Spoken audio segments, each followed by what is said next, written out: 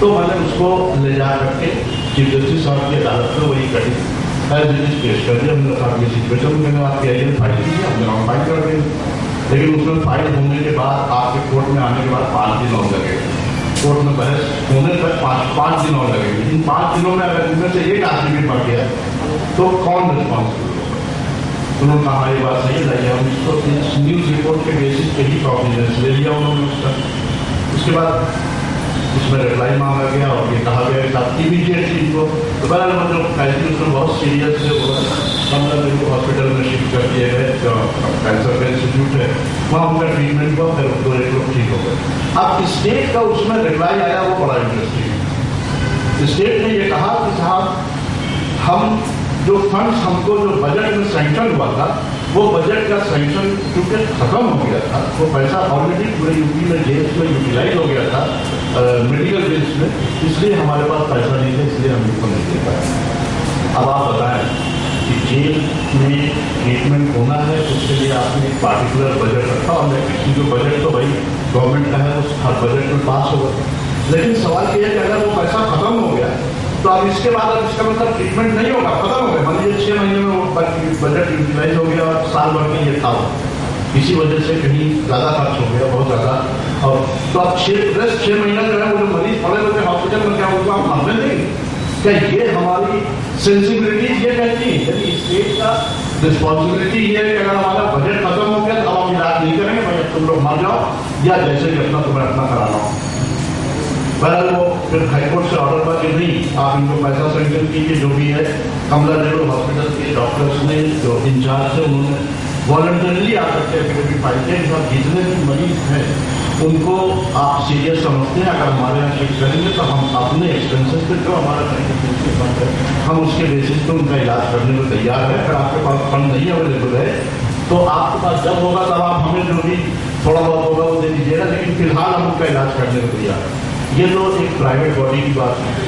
ये और स्टेट का क्या जवाब था? सिंपल, प्लेन एंड सिंपल कि साहब हमारे पास पैसा नहीं है, बजट खत्म हो गया था, यूटिलाइज कर दिया था, इसलिए हम फर्दर पैसा नहीं दे पाए। पर बात तो उन्होंने दिया, कुछ और आया, तो अभी इधर फिर आने वाला है कि इसको पता चलेगा क्या फर्दर पोजिशन है। ये अब जेल में इसी तरह से औरतों के साथ, अगर कोई औरत भूख के जेल चली है, उसके साथ क्या होता है, किस तरह से उसे ट्रीट किया जाता है, इसका अंदाजा हम लोग यहाँ बैठ करके बातचीत करके नहीं लगा सकते, अनलेस की मौके पर जा करके या उसका फ्लाइट देख करके आप अंदाजा लगाए। ये भी, इसका भी कुछ छोटा मोटा तजुर्बा हमको है, इसलिए मैं पहले वो शेयर करने से कोई फायदा नहीं, इसलिए वो बस सिर्फ बता देना ही काफ़ी है कि बहुत बुरा होता है। इससे ज़्यादा मैं बुरा लफ्ज़ क्या इस्तेमाल करूँ कि बहुत बुरा होता है। और कोई और, अब जैसे मान लीजिए गई, मान लीजिए उसको पता चला वो प्रेग्नेंट, उसका उसी प्रेग्नेंट को ड्यूरिंग जेल का उसका बच्चा हुआ जेल, उस बच्चे का क्या स्टेटस होगा, किस तरह से उसको वो जेल में डेली का जो बच्चे की एक रिक्वायरमेंट है, वो बच्चे की रिक्वायरमेंट को वो माँ कैसे पूरा करेगी। इसके लिए मैं नहीं समझता कि हमारे किसी भी कानून में कोई भी जरा सा भी स्पेसिफिकेशन रखा गया हो या जरा सा भी स्पेस हो कि साहब अगर ऐसी सिचुएशन आएगी तो हम क्या करें। ऐसा कोई मैं नहीं समझता कि स्पेस है। अगर हो तो हो सकता है कि श्रीवास्तव जी, जस्टिस श्रीवास्तव साहब कोई पड़ोसी डाला है, हमारी नॉलेज में तो, मेरी नॉलेज में तो नहीं है, हो सकता है कहीं हो, न पढ़ा हो, मैंने न देखा हो। इसी तरह से और बहुत सी बच्चों वाला जो विनाली का, बच्चों की जेल में जाकर देखिए उन बच्चों के साथ क्या ट्रीटमेंट होता है। और बहुत से केसेस हैं जिस तरह से हम लोगों का, तो हम लोगों का सिस्टम जो है, कानून बनाना ये ज़्यादा इम्पोर्टेंट होता है। लोग जोर शोर से बड़ा पेपर में हंगामा करके MLA साहब हमने ये कानून बना दिया, अब देखिए अब सब ठीक हो जाएगा। लाखों कानून बने हुए, क्या ठीक हुआ? कुछ नहीं ठीक हुआ। मैं कहता हूँ 4 कानून बनाओ, ऐसे बनाओ उनको इम्प्लीमेंट कर दो, इम्प्लीमेंट हो जाए, प्रॉब्लम अपने आप सब सॉल्व हो जाए। लेकिन लाखों कानून बनाओ, इम्प्लीमेंट उसका एक सेक्शन न हो, कोई फायदा नहीं है ऐसे कानून बनाने से। बहरहाल बहुत देर आप लोगों का टाइम में लेक्चर के मतलब आप लोग ज़्यादा सुनना चाहेंगे जस्टिस श्रीवास्तव साहब को, आप सबका धन्यवाद। और ह्यूमन राइट्स लॉ नेटवर्क का मैं बहुत बहुत शुक्रगुजार हूँ, उन्होंने मुझको इस काबिल समझा कि यहाँ बुला करके अपने स्टेज के पर अरमान भाई, जहाँ तक हम सोच पा रहे थे उससे बहुत आगे की बात आपने कही। और हमारी जो राष्ट्रीय संयोजक हैं उन्होंने हमसे अनुरोध किया कि फरमान भाई की बात पर टिप्पणी भी होनी चाहिए अपने संगठन की तरफ से। शाश्वती ने कहा कि यह वादा किया जाए फरमान भाई से कि ह्यूमन राइट्स लॉ नेटवर्क ने बीमार कैदी चाहे किसी भी तरह के कैदी के जो उदाहरण दे देकर आपने समझाया अपने अनुभव से, उन सारे मुद्दों को हम आज ही के दिन से ह्यूमन राइट्स लॉ नेटवर्क के इस फ्रीडम, इस बंदी अधिकार अभियान का हिस्सा बनाने के लिए तैयार है। आपसे मेरा अनुरोध बस यही है कि आप थोड़ा सा समय हम अधिवक्ताओं के साथ, जो यहाँ कम से कम यहाँ 60 अधिवक्ता हैं विभिन्न जनपदों के, उनके साथ अगर आधे घंटे बैठ कर बात कर सकें और थोड़ा सा उनको गाइड कर सकें तो हमारे लिए बहुत बड़ी उपलब्धि होगी और ये जो अभियान हमारा वो कामयाब होगा। साथियों, इस सत्र में हम लोग आदरणीय माननीय न्यायमूर्ति अटल बिहारी श्रीवास्तव जी को ये बताने के लिए वक्ताओं को हम आमंत्रित कर रहे थे कि पिछले 10 साल में आप रिटायर हो गए हैं, लेकिन मानसिक शारीरिक रूप से आप रिटायर नहीं हैं और लगातार देश में या प्रदेश में या जनपद में सक्रिय रहते हैं। तो आज की स्थिति का कुछ जायजा हम दे सकें। इस सम्मेलन का औपचारिक उद्घाटन करने के लिए, इस सम्मेलन का औपचारिक शुरुआत करने के लिए हम आपको आमंत्रित कर रहे हैं। और आप लोगों से बता दें कि इसके बाद जो भी सत्र है वो विषय के ऊपर है, जैसे social movement and rights of the political prisoners, जो हमारे आज सबसे बड़ा सवाल है। अभी तो गरीबों की बात हो रही थी। उत्तर प्रदेश में कॉर्पोरेट परस्त सरकारों ने जिस तरह से जंगल और जमीन पर जिस तरह से भूमि अधिग्रहण करके, जिस तरह से पर्वत पहाड़ों के खनिज संपदा पर कब्जा करना शुरू किया और इसके खिलाफ जो एक बड़ा मुश्तरका आंदोलन चल रहा है, उस आंदोलनों में जो गरीब किसान, आदिवासी मजदूर शिरकत कर रहा है। अभी मैं बाराबंकी गया था, 129 गांव के किसान इकट्ठा थे हमारे किसान सभा के आह्वान पर, हमारे रणदीप जी के भाई साहब के, सुमन जी के कहने पर। और मुद्दा यह था कि 132 गांव के किसानों की जमीन अमीरों के लिए मेट्रो चलाने के लिए, वहां पर ले जाने के लिए जबरन एक फरमान जिला कलेक्टर का था। और अभी ये लोग जा रहे हैं लखनऊ घेरने के लिए। इसी सितंबर महीने में भी अगर उनमें से किसी की गिरफ्तारी होती, जो पॉलिटिकल मूवमेंट में गिरफ्तारियां हो रही है, उनके भी राइट्स का सवाल हमारे लिए उतना ही जरूरी है जितना निर्धन या अशक्त या सामाजिक रूप से जो पिछड़ा और दलित है उसके भी बंदी अधिकारों के सवाल पर। तो ये अगला सत्र हमारा होगा। उसके बाद हम लोग महिलाओं के कस्टडी का, दलित के, जुवेनाइल्स के सवाल पर अपनी बात रखेंगे उसके अगले सत्र में। फिर लंच के बाद जो है हम फिर और विषयों पर, लेकिन हमारा सत्र तब बहुत समयबद्ध होगा। मैं पूरे सम्मान के साथ, और मैं चाहता हूं कि एक जोरदार ताली के साथ भी ऑनरेबल जस्टिस अटल बिहारी जी को सम्मानित करें।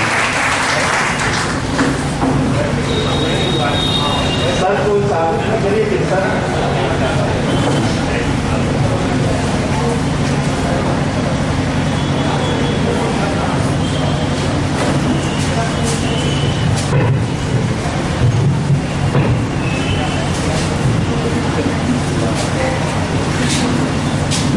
ह्यूमन राइट्स लॉ नेटवर्क के तत्वावधान में बंदियों के अधिकारों के बारे में आज जो सम्मेलन आपने आयोजित किया है उसमें शामिल होना और आपके द्वारा बुलाया जाना मैं अपने लिए गर्व की बात समझता हूँ।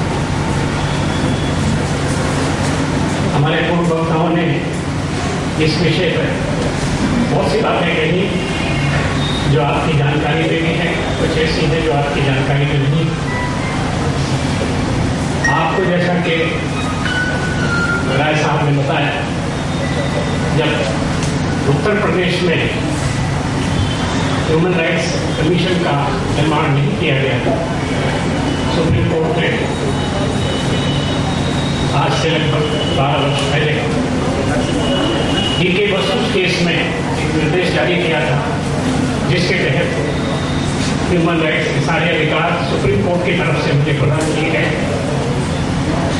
और आर्टिकल 141, 42, 43 और 44 के तहत जो अधिकार सुप्रीम कोर्ट को प्राप्त थे वो अधिकार मुझे इस संबंध में प्रदान किए गए। आज आपने जिस व्यथा का जिक्र हमारे सामने किया है, हमारे भाई ने जिसके बारे में अभी आपके सामने बताया, हमारा तरीका है जब हम कभी किसी सुधार की बात करते हैं, वो वास्तविक सुधार नहीं है, वो फिगरेटिव सुधार होता है। किसी एक अदालत में, किसी एक कार्यालय में जो कार्य पहले से हो रहा है उसके अतिरिक्त कुछ कार्य और सौंप दिया जाता है, उसको एक नामकरण दे दिया जाता है कि ये शीघ्र कार्य करने वाली अदालत है, फास्ट ट्रैक कोर्ट है, और उसके आधार पर बहुत सारी चीज़ें पत्रकारों के माध्यम से और तरीकों से जनता के लिए प्रसारित की जाती है। लेकिन सच्चाई ये है कि ऐसे आधे अधूरे कार्यों के द्वारा हम इस समस्या का निदान नहीं कर सकते।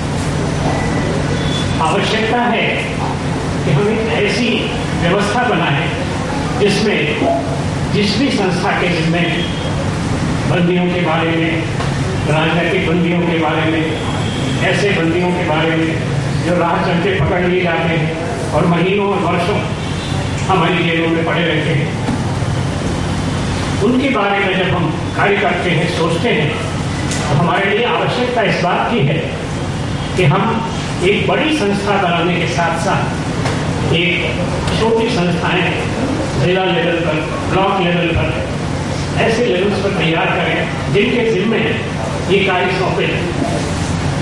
क्योंकि कोई भी एक संस्था समस्या के पूरे पहलुओं पर विचार नहीं कर सकती, कार्य नहीं कर सकती। आवश्यकता इस बात की है, हमारे अधिवक्ता जो इसमें शामिल हो रहे हैं, हमारे राजनीतिक कार्यकर्ता, कुछ ऐसे भी कार्यकर्ता जो हमारे भोगी हैं और जेल की व्यवस्थाओं से अच्छी तरह वाकिफ हैं, उनके शामिल होने के साथ साथ आवश्यकता इस बात की है कि हम हर विषय पर रिसर्च करें, देखें। मैं आज से लगभग 11 वर्ष पहले आपके इलाहाबाद नैनी जेल में गया था और मुझे ये बताया गया कि जिला जज, जिला मजिस्ट्रेट, CJM और SSP बराबर दौरा करते हैं, कोर्ट्स का मीटिंग होती है, उसके मिनट्स लिखे जाते हैं, इन अधिकारियों के कैरेक्टर में इस बात का इंदराज किया जाता है कि इन्होंने इस कार्य को अंजाम दिया और बड़ी अच्छी तरह से इस जेलों का की व्यवस्था को संभाला। लेकिन सच्चाई ये है कि आज हमारा अधिकारी, पहले तो कलेक्टर और कमिश्नर ही हुआ करते थे, जो जिले के लगभग 90% जो भी संस्थाएं हैं उनके पदेन अध्यक्ष हुआ करते थे। उनके पास खाना खाने की फुर्सत नहीं है, उनके पास बैठने की फुर्सत नहीं है, लेकिन 50 से लेकर 60 और 65 संस्थाओं का की अध्यक्षता करने और उनके बारे में निर्णय लेने का अधिकार होती है।